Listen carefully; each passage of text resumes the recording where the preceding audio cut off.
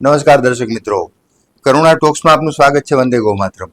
દોસ્તો, 12મી જુલાઈનો દિવસ યુનોએ એટલે કે યુનાઇટેડ નેશન્સે વર્લ્ડ હોપ ડે જાહેર કર્યો છે. એટલે કે વિશ્વ આશા દિવસ. માણસને આશા હોય ને કે આપણે આમ કરશું, આમ થશે, મારા જીવનમાં આવા ફેરફારો આવશે. આપણે એવું કહીએ છીએ ગુજરાતીમાં કે આશા ઉપર દુનિયા કાયમ છે. આખી દુનિયા ટકી રહી છે શેના ઉપર? આશા ઉપર. ગમે એવી મુશ્કેલીમાં માણસ હોય, પણ જો એને આશા હોય કે હજી આમ થઈ શકે, હજી આમ થઈ શકે, હજી હું આમાંથી આમ થઈ શકે, તો ચોક્કસપણે થવાની શક્યતા છે. કારણ કે એવું કહેવાય છે કે તમે જે વસ્તુનો મનમાં દ્રઢ સંકલ્પ કરો છો એ થઈને જ રહે છે. થોડુંક વહેલા મોડું થાય.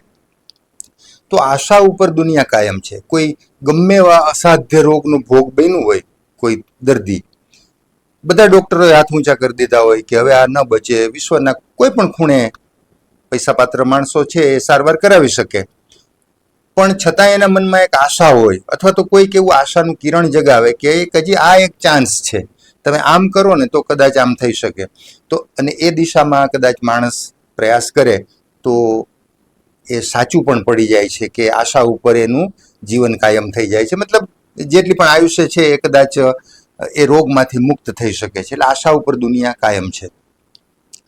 હવે મુદ્દો એ આવે કે આશા, બધાને આશામાં જ જીવવું છે, બધાને આશા રાખવી છે હું સમૃદ્ધ થઈ જઈશ, હું બહુ મોટો માણસ થઈ જઈશ, મને આમ મળશે તેમ મળશે. પણ હવે એવું તો થતું પણ નથી બધા માટે, તો એ શક્ય પણ નથી. અને દરેક વખતે પણ છતાંય આશાને કારણે મનમાં એક પોઝિટિવ થોટ આવે છે. આપણે કોઈ પણ વસ્તુ પોઝિટિવ વિચારીએ, આશા જગાવીએ કે ના આમ થઈ શકે છે, અત્યારે મારી સ્થિતિ ભલે ને આવી છે પણ આમ થઈ શકે છે, એના માટે હું આમ કરું તો આ રીતનું મારા જીવનમાં ચેન્જ આવી શકે છે. પછી એ દિશામાં પગલાં મને ભરવા. આશા બાંધવી એનો મતલબ એવો નથી કે બસ મનમાં વિચાર કર્યા કરે અને કુદરત આપણી બધી પરિસ્થિતિ પલટાવી નાખે, આપણને સમૃદ્ધ કરી દે, અને આપણને ગાડી બંગલાવાળા કરી દે, અને આપણને નોકર ચાકરવાળા કરી દે, અને મોટા માણસ બનાવી દે. એવું ના થાય. આશા જાગે એટલે તમે એ દિશામાં પ્રયત્ન માંડો કરવા. આશાનો મૂળ મુદ્દો શું છે? આપણો ધર્મ શું શીખવાડે છે? રિલિજિયન તો આપણે કોઈ પણ ધર્મમાં માનતા હોય, આપણો જે પણ ધર્મ હોય, જે પણ સંપ્રદાયમાં માનતા હોય, જે પણ આપણે ઈષ્ટ દેવી દેવતા હોય, એના પૂજા પાઠ કરીએ છીએ કે એનું પૂજન અર્ચન કરીએ છીએ, જે પણ કાંઈ કરીએ છીએ આપણી યથાશક્તિ, તો એનાથી શું થાય છે? મનમાં એક આશા જાગે છે. ધર્મ છે એ એક મનમાં આશા જગાવે છે. આશા જગાવવી એનો મતલબ એવો નથી. આપણે સંસ્કૃતમાં એક શ્લોક છે ને, એનો એક ટુકડો એવો છે કે નહીં પ્રવિશતિ સુપ્તસ્ય સિંહસ્ય મુખે મૃગાહા. એટલે કે સૂતેલા સિંહના મોઢામાં મૃગ નથી આવી જતું. સિંહને શિકાર કરવા જવો પડે છે, મૃગની પાછળ દોડવું પડે છે, એ જ્યાં ભાગે ત્યાં જવું પડે છે, ત્યાં સુધી પહોંચવું પડે છે, પંજો મારવો પડે છે. તો આ એનો સ્વભાવ છે, એની પ્રકૃતિ છે, એનો ખોરાક છે. તો વનરાજ હોવા છતાં એને આટલું કરવું પડે. કંઈ ગુફામાં સૂતો રહીએ કે એક જગ્યાએ છાંયે સૂતો રહીએ એટલે એને પેલું પેટ ભરાઈ જાય એવું ના થાય. ધર્મ છે એ આશા જગાવે છે, તમને પ્રવૃત્તિ કરવા માટે પ્રેરિત કરે છે. એટલે તમે એકવાર મનમાં આશા જગાવો કે ભાઈ આપણે આમ થઈ શકે છે. અત્યારે ભલે ને હું કદાચ મને ઓછા ટકા આવ્યા, કોઈ વિદ્યાર્થી છે એમ વિચારે કે 10મામાં કદાચ મને ઓછા ટકા આવ્યા, પણ હું 12મામાં સારા ટકા લઈ આવી શકું છું, મારી પાસે કેલિબર તો છે, મારી પાસે ટેલેન્ટ, પોટેન્શિયલ તો મારામાં છે. તો એ 2 વર્ષ મહેનત માંડે કરવા. આશા જગાવવી એનો મતલબ એવો નથી કે બસ એ તો એને મેળ આવી જશે 90%, એવું ના થાય. એટલે એ આશા જાગે એટલે મહેનત ચાલુ થાય, પ્રયાસ ચાલુ થાય.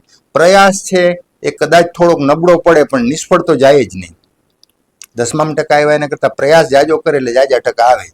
90% કદાચ ના આવે તો 80 આવે, 82 આવે, 85 આવે, પણ 10માં 55% આવ્યો એના કરતાં તો રેશિયો વધી જાય. તો આશા જગાવવી એનો મતલબ એ આશા બાંધીને બેઠા રહીએ ઘરમાં ને ઘરમાં, કાંઈ કરીએ જ નહીં તો ના થાય.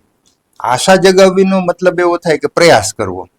તમે પ્રયાસ કરતા રહ્યો તો 10માંથી 7-8 પ્રયાસ, 5-6 પ્રયાસ ચોક્કસ સફળ થઈ જાય. કદાચ 1-2માં નિષ્ફળ પણ જાય. અને નિષ્ફળ કોણ નથી જાતું? કોણ નથી નિષ્ફળ જાતું? તમે કોઈ પણનો દાખલો લઈ લ્યો, કોઈ પણ મોટા માણસોના દાખલા લઈ લ્યો, કોઈ પણ અબજોપતિઓના દાખલા લઈ લ્યો, કોઈ પણ ધર્મગુરુઓના દાખલા લઈ લ્યો, કે કોઈ પણ વૈજ્ઞાનિકોના દાખલા લઈ લ્યો. નિષ્ફળતા તો જીવનમાં મળી જ હોય, કેમ નહીં? ન્યૂટન વિશે પણ એવું કહેવાય છે કે 20 વર્ષનું સંશોધન એણે કરી રાખ્યું હતું, જેણે ગુરુત્વાકર્ષણનો નિયમ શોધ્યો. 20 વર્ષના સંશોધન પછી કંઈક એવી ઘટના બની, એ જે પેપર, જે કાગળ, જે ફાઇલો એણે જ્યાં રાખી હતી, એક મીણબત્તી એના ઉપર પડી અને બધું સળગી ગયું. બધું સળગી ગયું. 20 વર્ષનું સંશોધન, મહત્વના દસ્તાવેજો સળગી ગયા અને રાખ થઈ ગઈ. હવે તો એણે વિચારી લીધું, એને બીજો માણસ હોય તો ડિપ્રેશનમાં આવી જાય, ટેન્શનમાં આવી જાય. હવે હું શું કરીશ? ઓહો, 20 વર્ષની મારી જિંદગીનું ફળ સળગી ગયું. આપણા જેવો સામાન્ય માણસ તો આવું વિચારે, પણ એ ન્યૂટન હતો. એણે એમ વિચાર્યું કે કાંઈ વાંધો નહીં, હજી તો મારે જીવવાનું ઘણું છે. 20 વર્ષ મેં જે કામ કર્યું ને, હવે આવતા હું 5-10 વર્ષમાં એ પૂરું કરી લઈશ ને એ 20 વર્ષની મહેનત હવે પાછી 5-10 વર્ષમાં કરીને પાછું એટલું જ કામ કરી લઈશ. તો આ આશા છે. તો વર્લ્ડ હોપ ડે ની ઉજવણી થાય છે ને, એ આ ભાવ આપણામાં જગાવવા માટે થાય છે. તો એને માટે શું કરી શકાય? સૌથી પહેલા તો નકારાત્મક વિચારો જ ખંખેરી નાખીએ. આમ ના થાય, આમ ના થાય, આમ ના થાય, મારાથી થોડું આમ થાય, એ ભાવ કાઢી નાખીએ.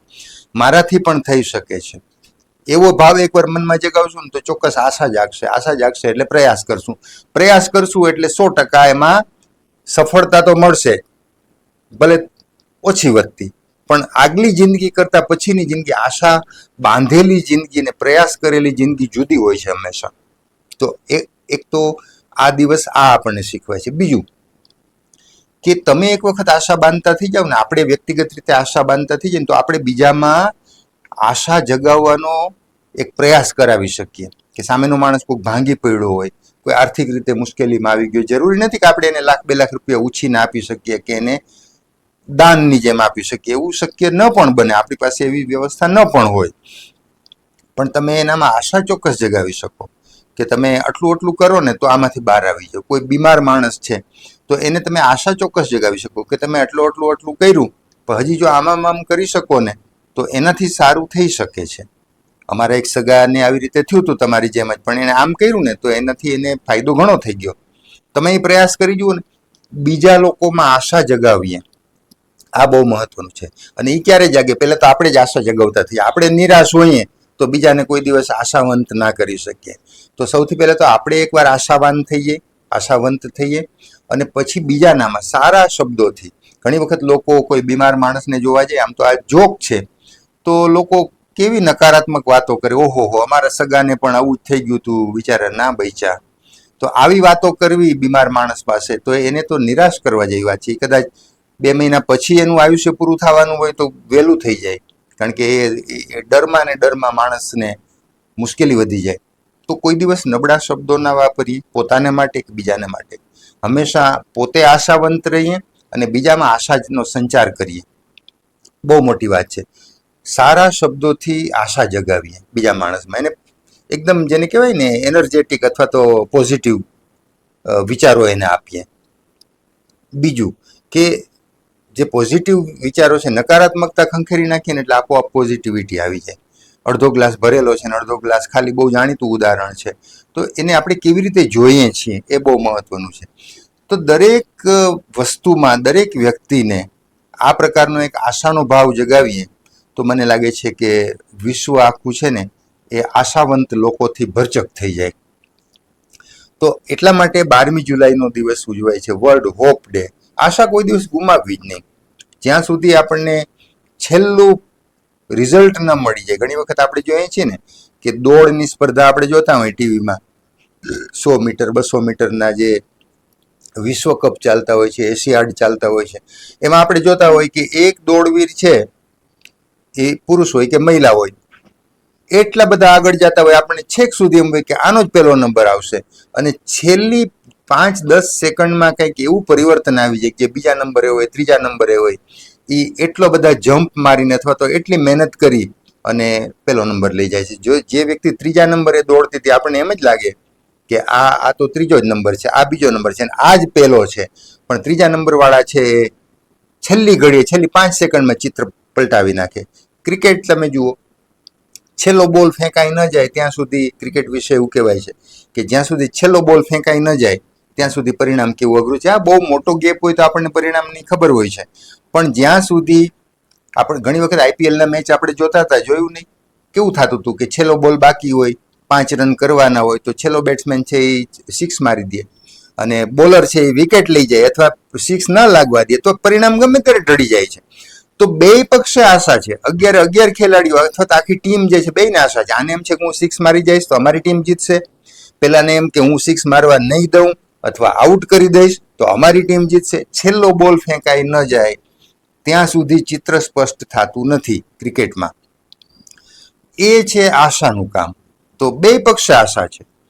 તો જ્યાં સુધી છેલ્લું રિઝલ્ટ ના આવી જાય ત્યાં સુધી આશા ગુમાવવી નહીં. તો વિશ્વ આશા દિવસ 12મી જુલાઈ હોય છે. બસ આપણે બધા આશાવંત રહીએ અને કદાચ નિષ્ફળ ગયા તો શું થઈ ગયું એમાં?